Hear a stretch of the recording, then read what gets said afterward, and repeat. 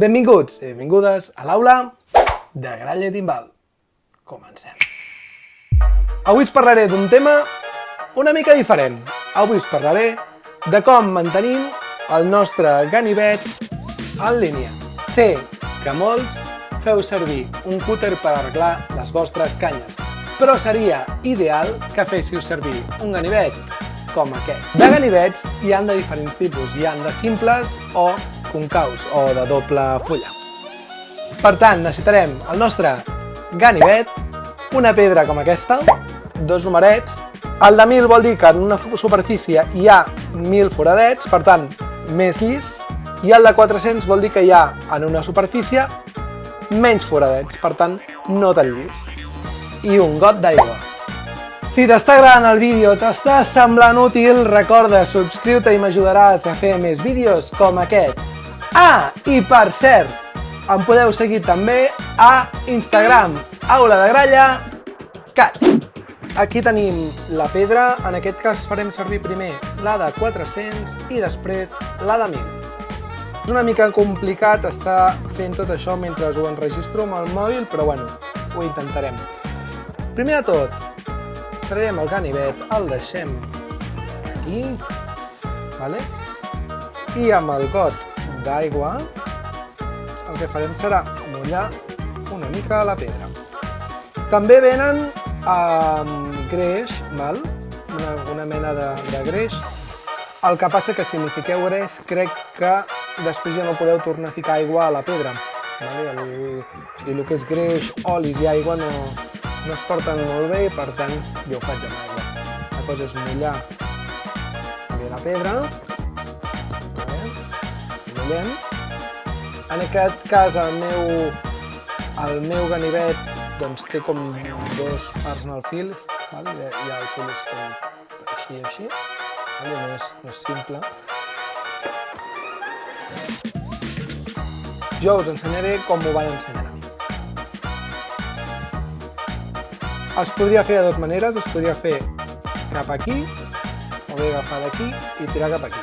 Vale? Així, i després així.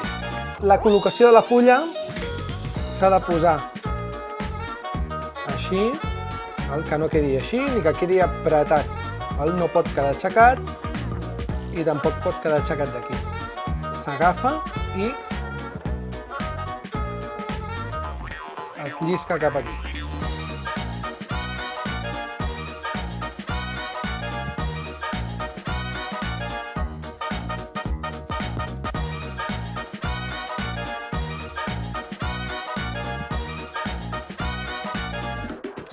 De fet, conec gent que ho fa de moltes altres maneres diferents.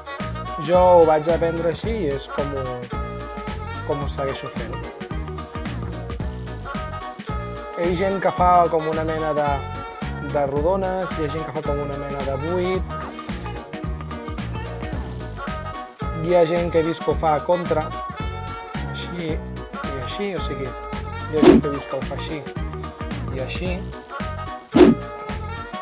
Jo el que us diria, el que és més important, és que la fulla no quedi ni així ni quedi així.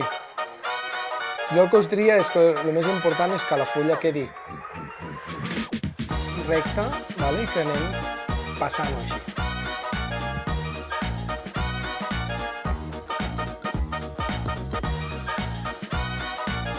Movem una mica més.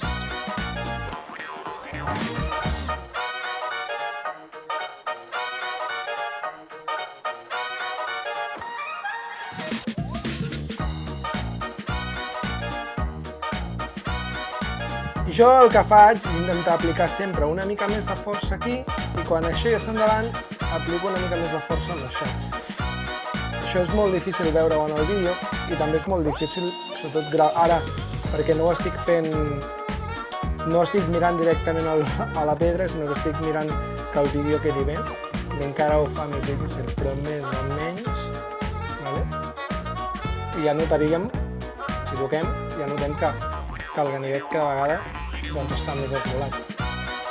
Quan veiem que el ganivet estigui ja una mica esmolat, en aquest li quedaria una mica, però quan veiem que està ja així, el que farem llavors és fer un canvi a la pedra i passaríem, doncs, a la part més llisa, que és la de 1000.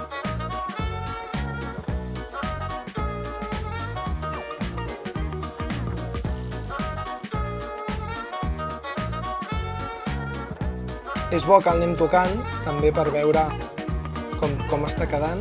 Ja el anem tocant una miqueta.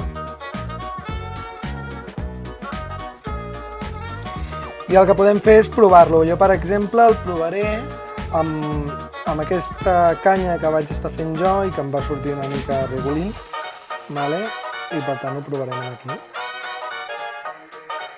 Com veieu,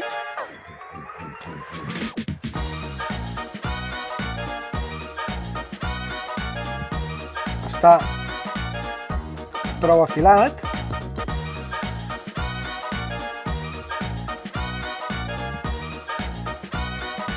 Com veieu, el ganivet està prou afilat. Mirem a mirar per aquí baix. També està afilat. Tot i que la part d'aquí sota s'ha afilat molt menys perquè no arribava gaire. Quan toqueu el ganivet, anireu notant que està bastant afilat. Vigileu perquè tallen bastant. Jo, per exemple, ara noto molt la diferència entre quan he començat i ara. Això està una mica mullat, però veus, el ganivet acaba tallant. Doncs bé, això és tot. Espero que us hagi agradat i ens veiem en el següent vídeo. Adeu!